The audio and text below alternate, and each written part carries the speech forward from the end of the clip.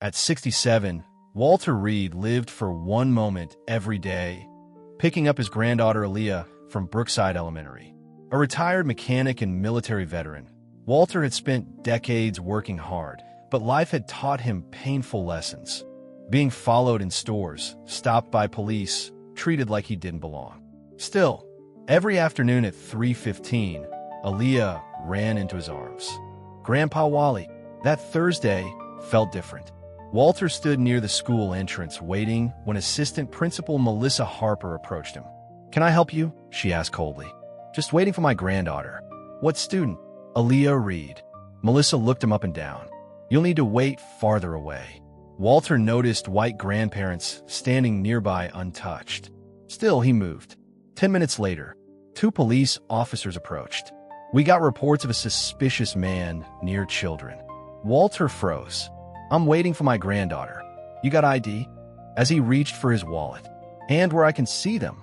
Parents stared. Phones came out. Walter's chest tightened. Then, a scream echoed across the parking lot. "That's my grandpa." Aaliyah came running in tears. Teachers chased behind her. "He's my grandpa." The crowd went silent, but Melissa crossed her arms. "We were being cautious." Walter looked at her quietly. "You called police on me for waiting on my own grandbaby?" A parent uploaded the video online. By midnight, it had over 1 million views. And one teacher, Denise Carter, knew something wasn't right. The next morning, Walter barely spoke. Aaliyah sat quietly at breakfast. "They thought you were bad," she whispered. Walter's heart broke. At school, Brookside released a statement. Staff acted appropriately to protect students. Walter felt humiliated. After everything he'd done in life, he was now a threat. But his daughter Tasha refused to stay silent. She posted photos online. Walter in military uniform, fixing neighborhood cars, holding baby Aaliyah. Caption: "This is the dangerous man my daughter's school called police on." The internet exploded. Then teacher Denise secretly contacted Tasha. "There's something you need to see." At a diner, Denise revealed the truth. Before police arrived, Melissa ignored a white grandfather standing in the same spot. But when Walter arrived, everything changed. She said, Denise whispered, "Something about him feels unsafe." Tasha was furious. But Denise had something bigger: school security footage. And what it showed could destroy the school's story. At Walter's kitchen table, Denise played the security video. First, a white grandfather stood near the entrance. Melissa smiled warmly. "No problem, sir." Minutes later, Walter stood in the exact same place. Melissa immediately looked nervous. Then the footage showed her speaking to another staff member and pointing at Walter. Moments later, police arrived. Walter lowered his head. "So I never had a chance."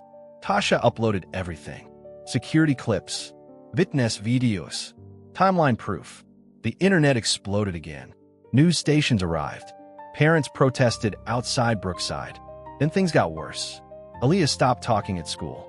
One day, she whispered to Denise, "What if police take Grandpa again?" Denise nearly cried. That evening, she went public. Live TV. "This wasn't safety," she said. "This was profiling." Now the entire city was watching. And Brookside had nowhere left to hide. The school board meeting overflowed. Parents, teachers, veterans, church leaders, reporters. Walter almost didn't go. He was tired of proving he belonged. But Tasha held his hand. "You're doing this for Aaliyah." Inside, the footage played again. The room fell silent. Then Walter stood, voice shaking. "You know what hurts most?"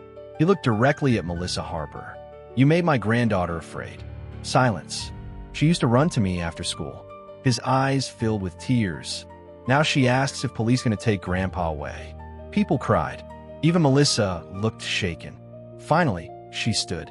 "I made assumptions," she whispered. "And I was wrong." The school board acted immediately.